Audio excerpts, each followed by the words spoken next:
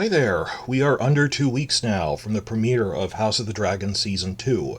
So, starting on Monday, the cast have been making the rounds through the interview circuit on morning shows, late night talk shows, and to accompany these, they've released 4 new short clips from the first episode. I mean, they're short. The longest is 30 seconds. They might have a combined runtime of all four, like 60 seconds at most. And they don't really reveal that much new. It's just something to run during a TV interview. So I'm dashing this off as a quick update, more just to give you guys a new comment section to discuss them if you want. It was nothing huge. They've also released a lot of new promo images, but they're really just better quality still shots, which are alternate camera angles of things we already saw in the trailers. They're not new costumes, new situations, or new characters. It's just, here's a different angle on Tom Glencarny in the Red Keep. Here's a different angle of Rhaenyra doing something in the same costume. So I'm keeping this very short. They were nice interviews and nice updates, but in terms of information about the content of the series, it wasn't really anything huge to report on. There will be bigger interviews that are scheduled next week, like I know Ryan Condal's doing a big one. We'll get to that then, but the 4 clips we had, well, the first 2 are kind of linked because they both involve Daemon. It's Daemon talking to Rhaenys, and then Daemon talking to Eric Cargill of the Kingsguard. Start with Rhaenys. This is when Rhaenyra has gone to Storm's End to look for Luke's body because she got a Raven message that he was dead.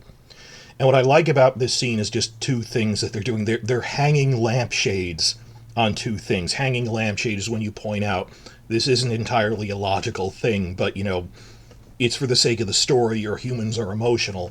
I get that, and I accept that. Because Game of Thrones would do really illogical things and then insist, look how much sense this makes, or not pay attention to it. These guys are acknowledging, well, me, if I got an email or a letter that, oh, your child is dead, or one of your parents is dead, I would rush to see the body. So it's Daemon pointing out it's reckless of her to go. What if Vhagar is waiting to ambush her, with Aemond? And Rhaenys is going, she's a mother. She needs to see what's left of his body. Even if it's just like an arm or a leg or something, just to see. So they acknowledge that. And the next thing is him pointing out again what he already did in episode 10, that you could have killed the Greens when you had the chance, and you didn't. Now, this is a change from the book, though I'm not fond of that because I don't think it was executed well. I've already talked about this, that Rhaenys coming up through the boards with Meleys. I see what they were trying to do, and it was not a smart way to end an episode, because the explanation came at the beginning of the next one, that if they had aired episodes 9 and 10 back-to-back, which might have been the plan, because they're 2 halves, that right at the beginning, up front, they have Rhaenys say, he goes, why didn't you kill them? Well, this morning I wasn't even on your side. I was litigating against Luke inheriting things, and I came around to being, okay, we'll go along with it, but I'm not your close ally, and I'm not going to be the one to start a war. That kind of made its own internal logic, that first blood hadn't been spilled yet. Do I agree with this? No, it's saying that is this internally consistent in terms of logic and actions? That I see what they were trying to do is, we said, can you give Rhaenys more to do? Can you give her a character arc? And they said, okay, across a couple episodes, her arc will be gradually coming to trust Rhaenyra. And then the irony being, oh man, back when I didn't trust you, I had the chance to kill these people, and now I wish I had done something then. So this is really just an extension of what Daemon already did in episode 10 when he saw her, why didn't you kill them, and just blaming that. And now he's saying, Luke would be alive if you hadn't done that, but blood hadn't been spilled yet. She didn't want to start anything. And this pairs better with the second scene, which is he's talking to Eric Cargill, and he accuses him, you could have killed the Greens when you had the chance. Or specifically Aegon. And there's really 2 things here. The one in the clip itself is he says, well, I'm a sworn brother of the Kingsguard. I've taken holy oaths to defend the royal family. To personally kill one of them, I can't do that. But on top of that, if you think about it, he's one man. And even if he's this trusted guard allowed to have a sword in the presence of the king, at most he might be able to kill 1 or 2 of them. He might be able to kill Aegon if he took him unawares. Or kill Otto. But there's other Kingsguard and regular guards that he might manage to take out Aegon, but then Aemon would be left. Would he be able to kill all of them? Mild spoilers here, but when they go, let's try to attack people on Dragonstone, Jace wasn't even on Dragonstone at the time, so, like, you wouldn't be able to kill all the Greens in one fell swoop, or their followers would keep fighting for revenge. There's other family members in other parts of the country, so I get that. Stand back. The point of these scenes isn't to point out a logical fallacy that there's reasons Rhaenys didn't do that, or Eric didn't do that, or couldn't. It's, you realize what's going on is Daemon is lashing out because he's so upset that his brother died, that he's irrationally blaming the people around him for things, so you have to not take this as literally. But I get what they're doing with these.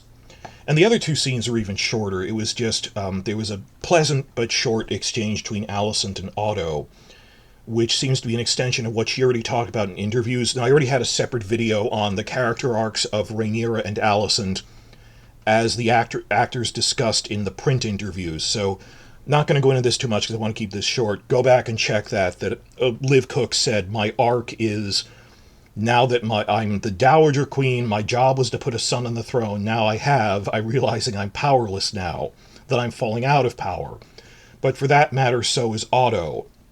That they're realizing they're the moderates in the green side, or the pragmatists of, well, no, even Otto is like, no, wait, husband our resources, don't do needlessly cruel things, it will alienate our allies. He's trying to play this smart. He's not a war criminal.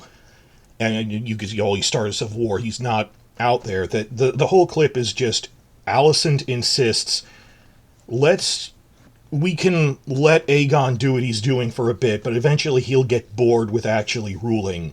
So we'll mind him for then. We can handle him. And then we will steer things towards actually ruling. And Otto agrees, pretty much, that they think they can do that, but he says, you do realize that if nothing else, at the very least, there will be war, there will be violence. And she goes, I do agree. What I'm saying is that we should curb it away from wanton violence, that we're trying to be smart. So that made sense. That I like that both sides have their warhawks and their pragmatists who are going, no, let's think about this, let's not be driven by emotion, let's do the smart thing. That they have Daemon being the one who wants to fight, and the other ones are like, no, let's not alienate our allies by doing really brutal things, or rushing to there, that we need to plan that out. And the Greens also, you see, I've actually seen more than one person saying in the comments, oh, Aegon felt overshadowed, that they treated this as Rhaenyra versus Alicent when it's really Rhaenyra versus Aegon. And Ryan Condal has said in interviews, yeah, the arc of Aegon in Season 2 is he says, I am the king, Alicent is not in charge, I'm coming out from her shadow. And they realize they can't control him. Now, he's not Joffrey, it's just he's his own man, and that there's a split in the Greens between Aegon, Aemond, and Criston Cole, and the more practical, slow, let's do this slowly ones like Otto and Alicent. So that's just an extension of what the actress already said in interviews. It's just you're seeing it play out of, oh no, we can steer them in the right direction. I hate it whenever you have like a toxic boss you can't control, or a problem child for substitute teachers in a classroom. Whenever there's someone in a position of authority and you go, I can steer them with soft power. There's no such thing. Either you are in a position to order them or not. Like, either you have some kind of leverage over this person, like you have blackmail, or you outrank them, or you don't. That whole idea of, well, I have this unofficial soft influence over them. That kid isn't listening to the substitute, you have to be able to control them. So that's what's going on in that clip. And the fourth one was very short. It was like a 5-second clip. The actual dialogue didn't matter. It was Eve and Steve. It was Eve Best and Steve Toussaint are in bed. And the sheets are up, I think, but she's post-coitus sitting with, Rhaenys is with Corlys, and they're discussing, oh, I'm worried about Rhaenyra and stuff. The dialogue doesn't matter. I was just surprised that they had them have, I don't know if it's going to be an actual sex scene or just a, hey, we're in bed afterward talking about things scene to make them show how vulnerable, and you have people appear undressed to show how open and they are, that they've let the barriers down. This is an intimate moment when they're discussing something important. The only reason I'm mentioning this scene is it reminds me of how Game of Thrones never showed middle-aged married couples having bed scenes. I mean, not like full-on sex scenes, but just in bed. Because we were infamously, that like was supposed to happen in Game of Thrones season 1. Like in the first episode, if you read the book, if you ever started the books and then stopped because they're long, like 5 chapters in, the first Catelyn chapter is a sex scene with Ned, when she then afterwards gets the letter delivered in the middle of the night from Lysa. And on the page in the book, she's completely naked when she stands up out of bed to read the letter. That they're just, under a fur blanket or something. And I think we saw them laying in bed in episode 1 fully clothed. That they don't really show a happily married middle-aged couple with children having a sex life, basically. Wasn't a thing on Game of Thrones. They always, there's no happy good parents, like, because Tywin's wife is dead. They kind of forgot that the Tyrell's mother should have been still alive, who is Allery Hightower. That they just sort of leave that out. I mean, maybe Oberyn and Ilaria, but they're not particularly middle-aged. It's just, it isn't, I keep thinking of the parallels between this and that the other guys felt the need to change the Ned Stark Catelyn thing. That they're not doing that with Eve Best and Steve DeSaint. So that's a nice little note of just it's different from what the other show did with a comparable couple like that.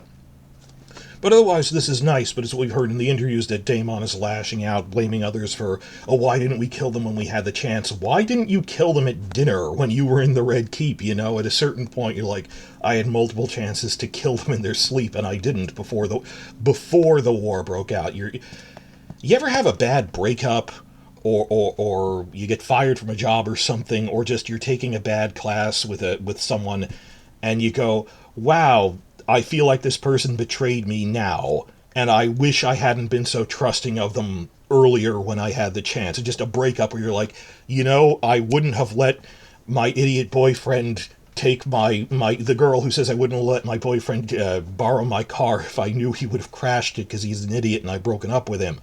But hindsight being 2020, what are you going to do?